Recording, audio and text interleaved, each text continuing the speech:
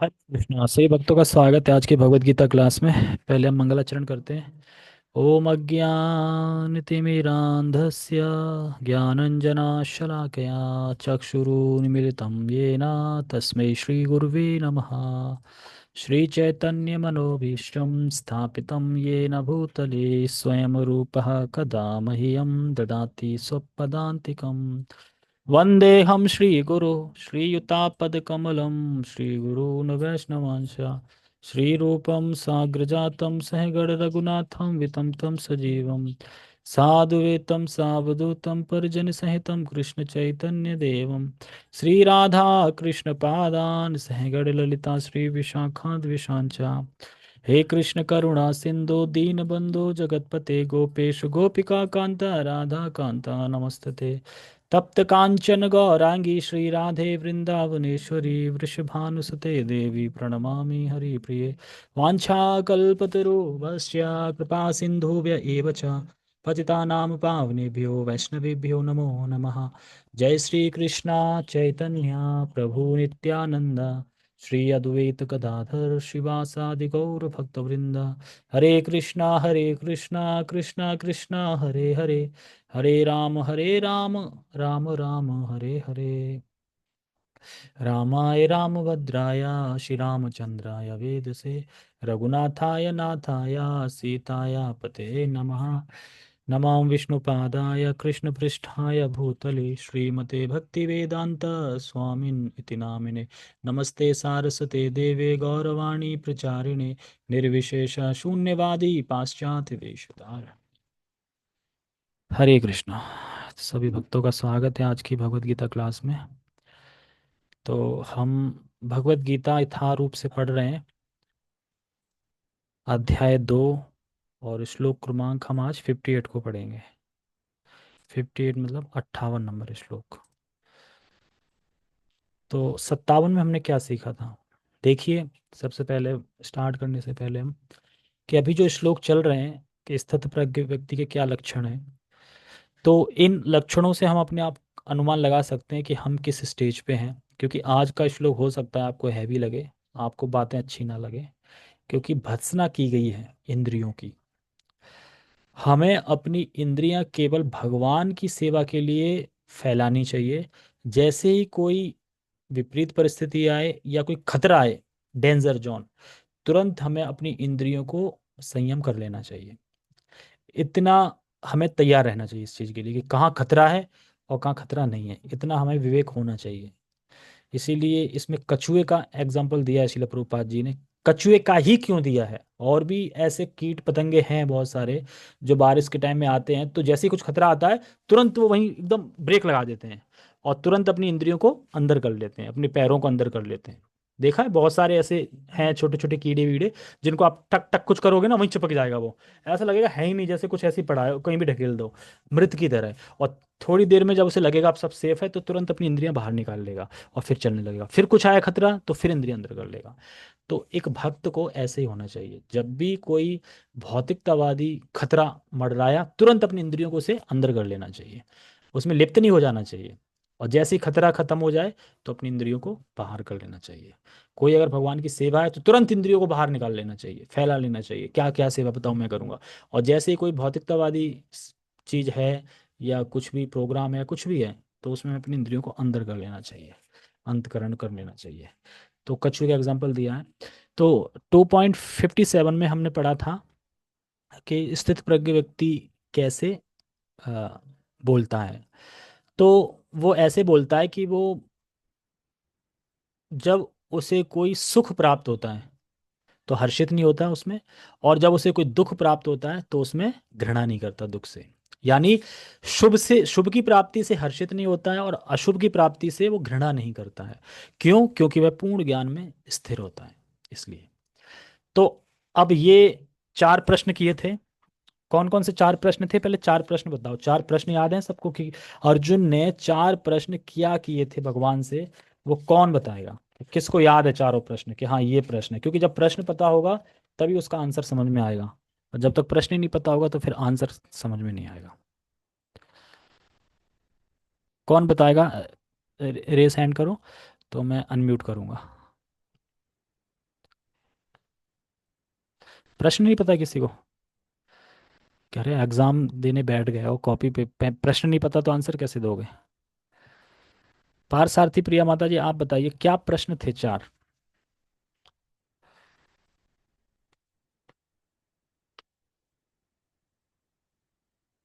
ठीक है, मैं अपना क्यूआर कोड भेज दूंगा, उसमें डोनेशन डाल देना सब लोग, ठीक है? नहीं पता तो। मजाक कर रहा हूँ। अनम्यूट करूँ? हाँ। हरे कृष्णा। अ, हरे कृष्ण। ये था कि साधु कौन है। क्या? वो वो किस तरीके से चलता है साधु का। शायद लक्षण था जो याद आ रहा है कि वो किस तरीके कहाँ पर रहते हैं, किस तरीके से चलते हैं और किन से बातें करते हैं। इस तरीके के कुछ प्रश्न थे। ठीक है, कुछ कुछ परसेंट तो ठीक है, बाकी और कोई बताएगा, याद आ गया हो किसी को तो? अभिषेक प्रभु, शादी निपट गई हो तो बताओ, कौन से प्रश्न थे चार?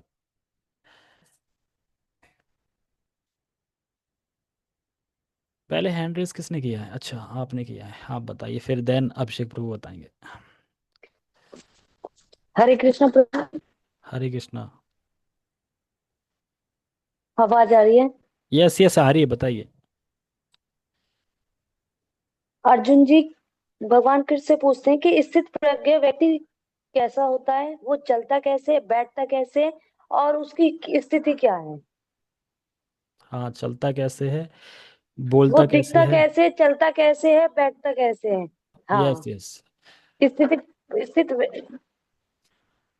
स्थित प्रज्ञ व्यक्ति की पहचान क्या है, वो चलता कैसे है, बैठता कैसे है और किस तरह बातें करता है।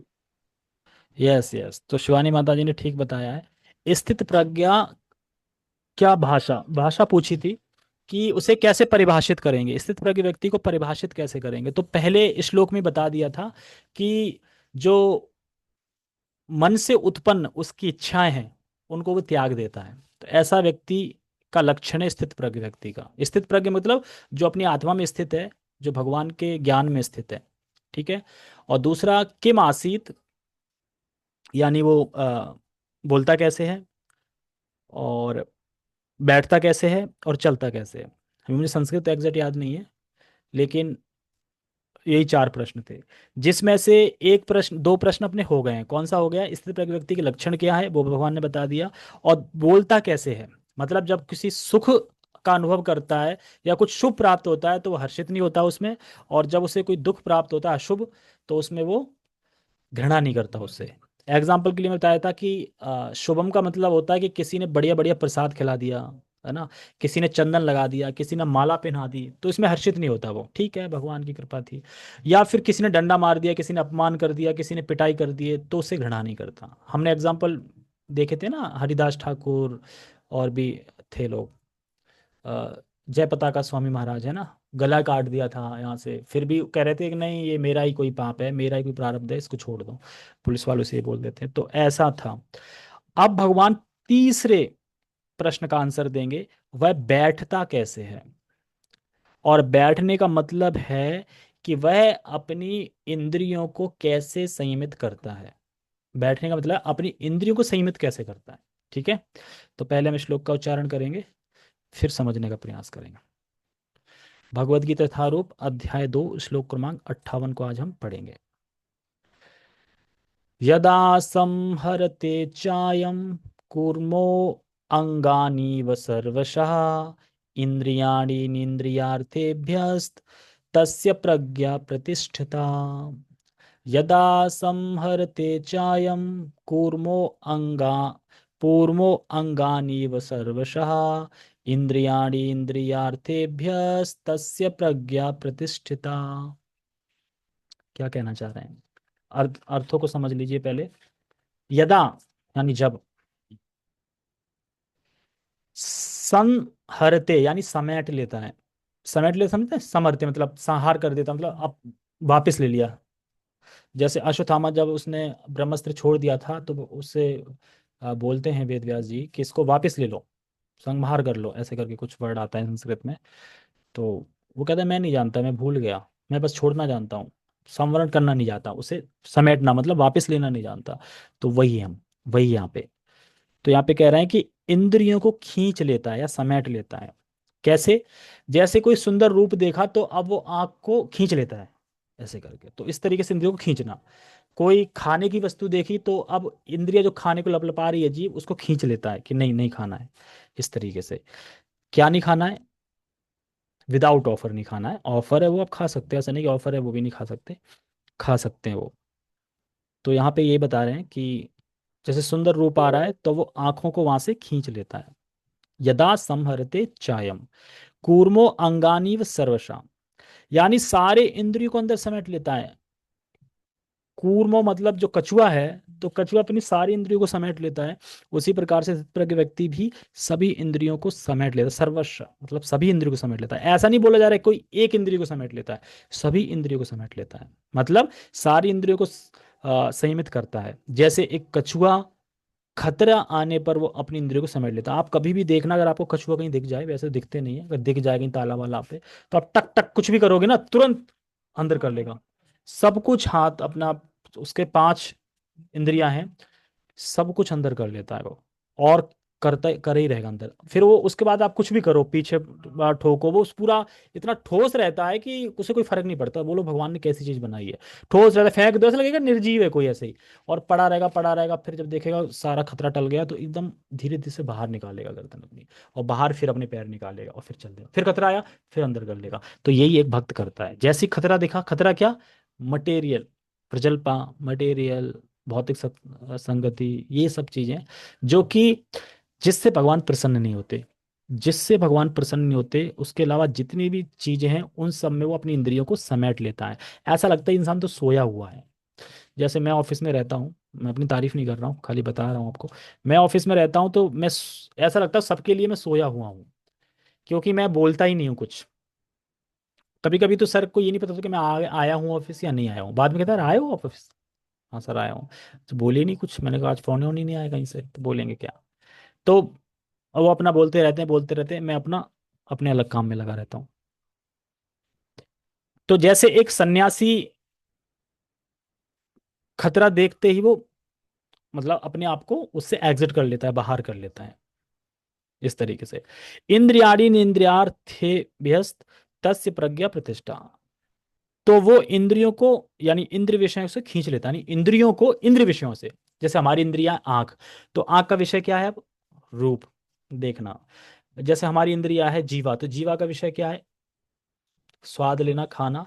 तो इंद्रिय विषयों से अपनी इंद्रियों को खींच लेता है, तस्य प्रज्ञा प्रतिष्ठिता। तो ऐसा व्यक्ति स्थित प्रज्ञ कहलाता है। श्लोक समझ में आया सबको? श्लोक समझ में आया? अगर कोई है जूम पे तो सबने प्रोफाइल ऑन ऑफ कर लिए, अभिषेक प्रभु को छोड़ के। ठीक है, आ ही गया होगा समझ में। हम अनुवाद पढ़ते हैं। जिस प्रकार कछुआ अपने अंगों को संकुचित करके खोल के भीतर कर लेता है, खोल समझना, खोल वो बहुत कठोर होता है, खोल लोहे की तरह उसका भीतर कर लेता है, उसी तरह जो मनुष्य अपनी इंद्रियों को इंद्रिय विषयों से खींच लेता है, वह पूर्ण चेतना में दृढ़ता पूर्वक स्थिर होता है। यानी हमें समझना चाहिए कि बहुत अच्छा इसमें एग्जाम्पल दे रहे हैं कछुए का। अब ये बताइए कछुए का ही एग्जाम्पल क्यों भगवान दे रहे हैं? और भी तो हैं कीट पतंगे, और भी हैं, बारिश के मौसम में बहुत सारे ऐसे कीड़े हैं जो भी वो भी अपनी इंद्रियों को समेट लेते हैं। लेकिन यहाँ पे कछुए का ही एग्जाम्पल क्यों भगवान ने डिसाइड किया? तो शीला प्रभुपाद जी यहाँ पे बहुत अच्छा मतलब कछुए का एग्जाम्पल देंगे, अभी हम तातर पढ़ेंगे तब। तो इंद्रियों को समेट के, यानी इंद्रियों को अपने अंतर में कर लेता है, अंतर में मतलब कि अपने अंदर समाहित कर लेता है, एक तरीके से बाहर के विषयों से हटा के अंदर के विषयों पे कर लेता है वो। और ऐसा नहीं है जब वो चाहेगा तब अपनी इंद्रियों को अंदर कर लेता है। तो यानी हमें ऐसे प्रैक्टिस करनी होगी भक्ति की कि हम जब चाहे तब अपनी इंद्रियों को अंदर कर लें।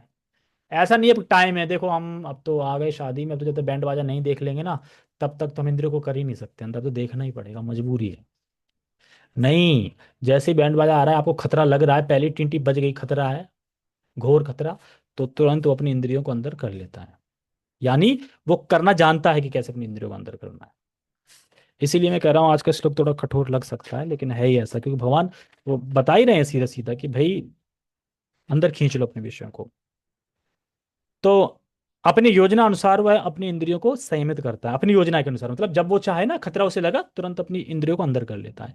केवल भक्ति में यूज करता है, बाकी समय अंदर समेट लेता है। तो ये देखो, ये कितना इसे एकदम एकदम विवेक है उसको, कछुए को भी, कि वो भक्ति की सेवा, मतलब जब उसको सेवा करनी है तो वो बाहर कर लेता है अपनी इंद्रियों को, जैसे ही देखता है खतरा है, अब सेवा नहीं है, तो अंदर कर लेता है।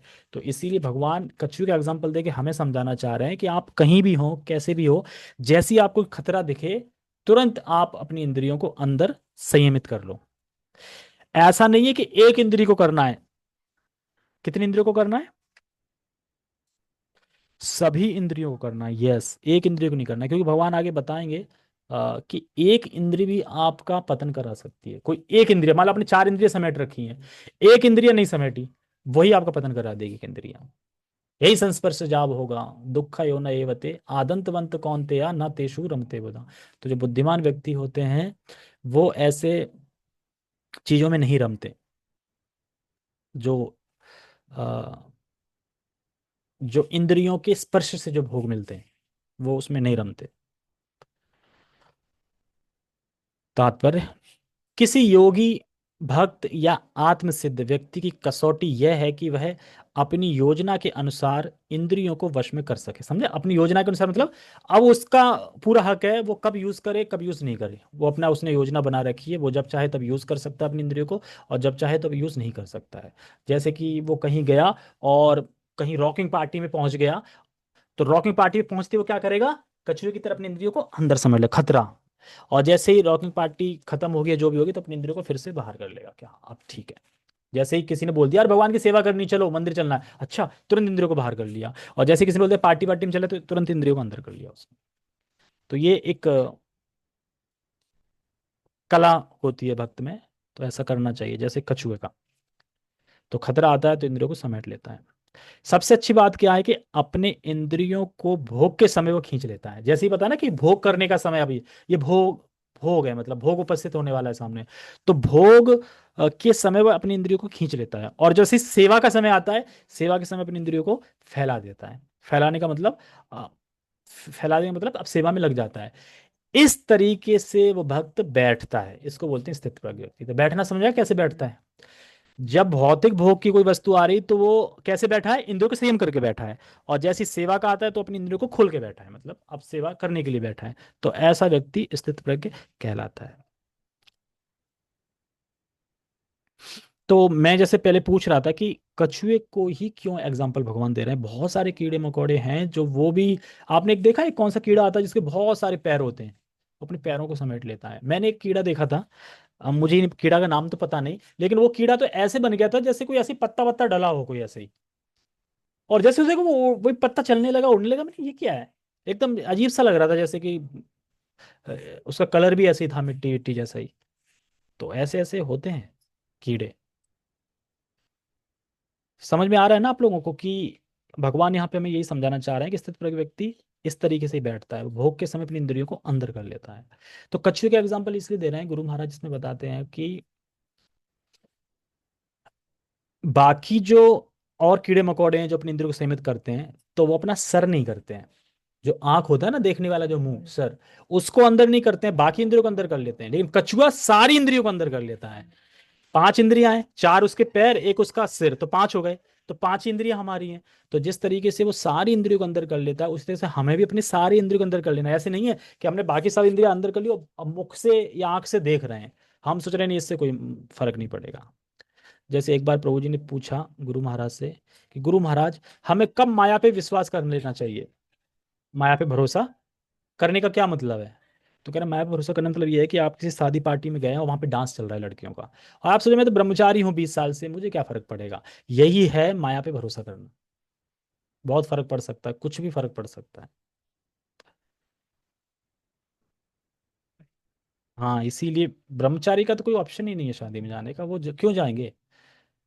हाँ, लेकिन कोई गीता स्पॉन्सर कर रहा है एक तो 1000 तो चले जाएंगे। एक्चुअली वो किस पर्पज पे जाएंगे? प्रचार के पर्पज पे, यस। तो कछुए का एग्जाम्पल दे रहे हैं। तो अब आप मुझे ये बताइए कि कछुए की जो इंद्रिया है वो इतनी शार्प होती है कि कछुए को गंध भी अगर मिल गई ना, गंध गंध समझ रहे हैं? सुगंध भी कहीं से मिल गई, खतरा आने वाला है, वो पहले अपनी इंद्रियों को अंदर कर लेता है। उसी तरीके से भक्तों को भी इतना इंटेलिजेंट होना चाहिए कि पहले से वो गंध को सूंघ ले कि अब मुझे अपनी इंद्रियों को अंदर कर लेना चाहिए, क्योंकि अब आने वाला है। जैसे मैं भागा था ना शादी से, मुझे गंध आ रही थी, मैंने कहा अब बस भाग जाना चाहिए अब। हैं? गंध, खुशबू आ रही थी। आवाज नहीं आएगी, आप कान को बंद कर लोगे? सब लोग स्थित प्रज्ञ नहीं है ना।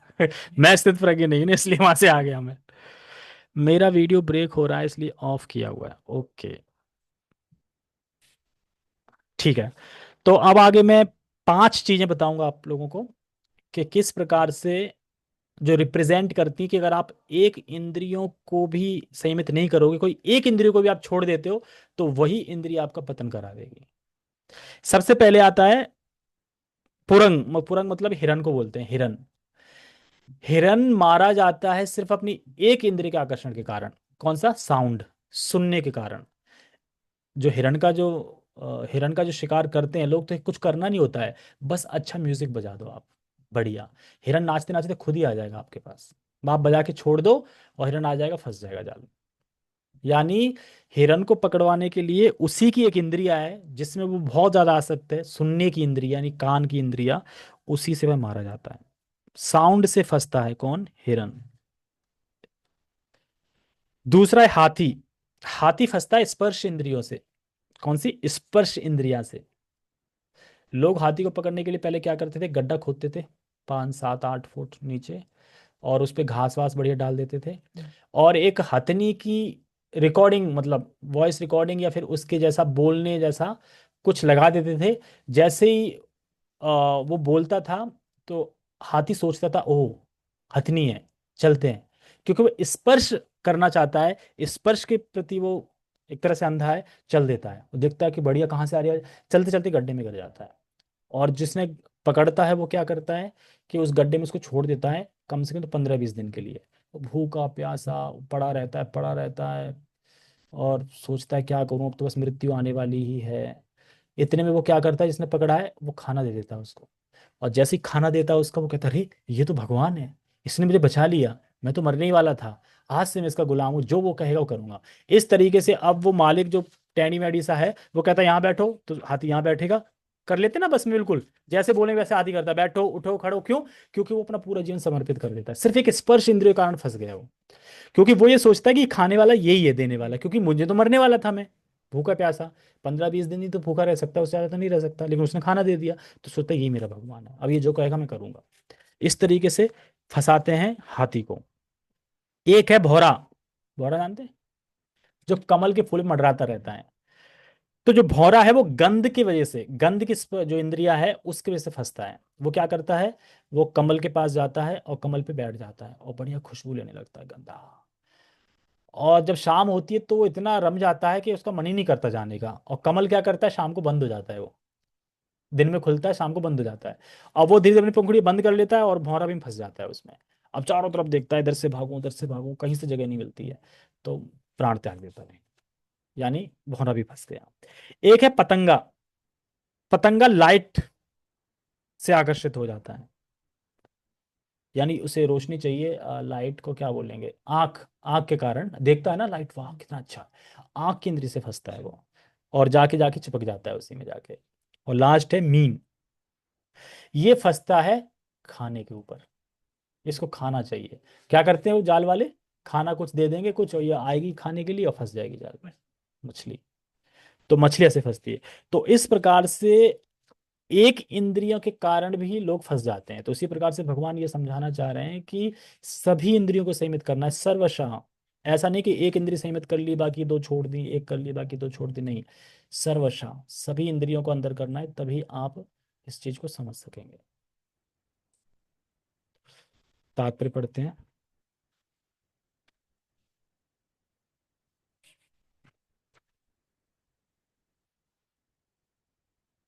कहाँ पे थे हम? हाँ, किसी योगी भक्त या आत्मसिद्ध व्यक्ति की कसौटी यह है कि वह अपनी योजना के अनुसार इंद्रियों को वश में कर सके,